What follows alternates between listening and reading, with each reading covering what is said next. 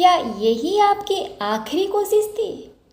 क्या आप भी आपकी मंजिल तक पहुंचने ही वाले थे, लेकिन उससे पहले आप निराश हो गए और उस मंजिल को ही आप छोड़ दिए?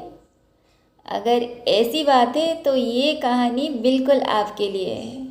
नमस्कार दोस्तों, मेरा नाम प्रगति है और एक छोटी सी स्टोरी मैं लेकर आपके पास आई हूँ कि इस स्टोरी के माध्यम से आपको पता चले कि आप आपकी मंजिल तक कैसे पहुँच पाए। तो आइए दोस्तों, कहानी की तरफ आगे बढ़ते हैं। इससे पहले अगर आप मेरे चैनल में नए हैं तो मेरे चैनल को लाइक करिए, सब्सक्राइब करिए और कमेंट करिए। तो आइए दोस्तों, कहानी की तरफ आगे चलते हैं। एक गांव था। उस गांव में एक आदमी था। वो आदमी बहुत ही ज्ञानी और कौशली था, लेकिन पता नहीं क्यों फिर भी वो अपने अंदर एक असंतुष्टि महसूस कर रहा था। वो सोच ही रहा था कि मुझे कोई ज्ञानी मिले जो मुझे ज्ञान दे और उस ज्ञान को लेकर मैं अपनी जीवन में और ही सफलता की तरफ आगे बढ़ पाऊँ। तो इसलिए वो एक ज्ञानी पुरुष के संधान में था। तो उसने क्या किया, अपने गांव को छोड़कर उस ज्ञानी पुरुष के संधान में निकल गया। तो एक दिन वो ऐसे ही खोज करते एक पर्वत के नीचे पहुंचा। उस पर्वत के नीचे वो देख रहा है कि एक साधु तपस्या में लीन बैठे हैं। तो वो दूर से देखा उन साधु को। वो साधु के आसपास से एक तेज निकल रहा था। तो ये मन ही मन हो गया बहुत खुश और वो सोच रहा था कि यही है वो साधु महाराज जो मुझे ज्ञान देंगे, और क्यों ना मैं इनको जाकर बोलूं कि ये मुझे अपने शिष्य बना ले और मुझे आगे की जीवन का अच्छे अच्छे ज्ञान दे जो जिसको मैं लेकर अपने जीवन में सफल हो पाऊँ। तो वो क्या किया कि साधु के पास गया और नतमस्तक हुआ, प्रणाम करके बोला कि साधु महाराज, आप मुझे अपना शिष्य बना लीजिए और मुझे ज्ञान दीजिए। तो साधु धीरे धीरे आंखें खोले और बोले, ठीक है, मैं आपको अपनी शिष्य बना दूंगा, लेकिन मेरा एक शर्त है।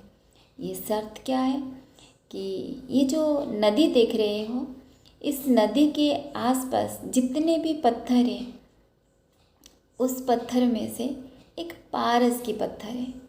मुझे वो पारस की पत्थर चाहिए, तुम मुझे ला के दो। तो आदमी बोला, ठीक है, मैं ला के दे दूँगा, लेकिन मुझे पता नहीं है वो पारस की पत्थर कैसा होता है। तो साधु बोले, तुम एक काम करना, जितने भी पत्थर है तुम एक एक पत्थर फेंकते जाना नदी में। जब पारस की पत्थर तुम छूओगे तो महसूस होगा, वो नरम सा होता है। तो आदमी बोला, ठीक है। तो थोड़ा सा समय मांग लिया कि महाराज इतने सारे पत्थर हैं, मैं एक दिन में तो नहीं कर पाऊँगा, मुझे आप एक हफ्ता की टाइम दे दीजिए। तो साधु बोले, कोई बात नहीं, तुम एक हफ्ता की टाइम ले लो और मुझे वो पारस की पत्थर ला के दे दो। तो आदमी खुश हो गया और अगले दिन सुबह सुबह पहुंच गया नदी के किनारे और एक पत्थर लाया, अपने हाथ में पकड़ा, फिर फेंक दिया, फिर एक पत्थर लाया, फिर फेंक दिया। ऐसे ही फ्लो में करते करते करते शाम हो गया, लेकिन उसे पारस की पत्थर नहीं मिला। फिर अगले दिन आया, फिर यही किया, एक पत्थर लाया, फिर नदी में फेंका, एक पत्थर लाया, देखा, फिर में फेंका। ऐसे करते करते दूसरे दिन भी शाम हो गया। ऐसे करते करते नदी में फेंकते फेंकते उसका अभी 4 दिन हो गया था और 4 दिन होते होते वो थोड़ा निराश होने लगा कि कहीं पारस का पत्थर है ही नहीं। उसका एनर्जी थोड़ा कम हो गया है, लेकिन फिर भी वो अंदर अंदर वो सोच ही रहा है कि नहीं, मुझे पारस की पत्थर मिल जाएगा। तो ऐसे ही वो पत्थर फेंकता गया, ऐसे हो गया। अब 6th डे आ गया दोस्तों, और 6th डे के दिन उसका एनर्जी एकदम ही लो हो गया और वो देख रहा है कि सारे पत्थर तो फेंक दिए हैं और बहुत कम पत्थर ही पड़ा है।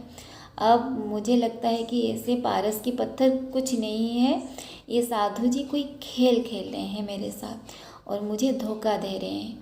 तो उसने वहाँ अब बोला कि ये मेरे से नहीं हो सकता है, और वो साधु के पास चला गया और बोला, महाराज, मुझे पारस की पत्थर नहीं मिला। मैं तो सारे पत्थर, ऑलमोस्ट ही सारे पत्थर मैंने फेंक दिया, लेकिन मुझे पारस की पत्थर नहीं मिला। कृपा करके आप ये खेल बंद कर दीजिए और मुझे आप अपने शिष्य बनाकर ज्ञान दीजिए। तो साधु बोले, क्या तुम सारे पत्थर फेंक दिए थे? तो वो आदमी ने बोला, जी हाँ महाराज, मैं सारे पत्थर ही फेंक दिया था, कुछ ही पत्थर बाकी रह गए थे। तो साधु बोले, वो कुछ पत्थर भी तुम छोड़ कर चले आए? पागल आदमी, उसी में ही पारस था जो तुम्हें मिलने ही वाला था। और यही है तुम्हारे लिए ज्ञान, कि तुम्हारे अंदर पेशेंस ही नहीं है। तुम ज्ञान खोज तो रहे हो, लेकिन तुम्हारे अंदर धैर्य की शक्ति नहीं है। और यही है तुम्हारा ज्ञान। इस ज्ञान को लेकर तुम जाओ, अपने जीवन में काम में लगाओ, क्योंकि जो भी काम करना है उसे धैर्य के साथ करना। क्योंकि हमें अपनी काम में जब करते हैं ना, कभी नेगेटिविटी आता है, कभी हमें सफल मिलता है, कभी असफलता मिलता है, कभी बहुत सारे चैलेंजेस आता है, लेकिन उसके बाद हमें सफलता मिलती ही है और मंजिल तक हम पहुंचते ही हैं। तो दोस्तों, कहानी में हमें ये समझ में आया कि हमें जो भी काम करना है कंसिस्टेंसी से करना है, लगातार करना है। लगातार करते करते हम अपने मंजिल तक ज़रूर पहुंचेंगे। तो अगर आपको ये कहानी अच्छी लगी है तो आप 5 दोस्तों को शेयर करिए और मेरे चैनल को लाइक करिए, सब्सक्राइब करिए और कमेंट ज़रूर करिए। और कमेंट में आगे लिखिए कि मैं किस तरह की वीडियो आपके लिए लेकर आऊँ। Thank you very much.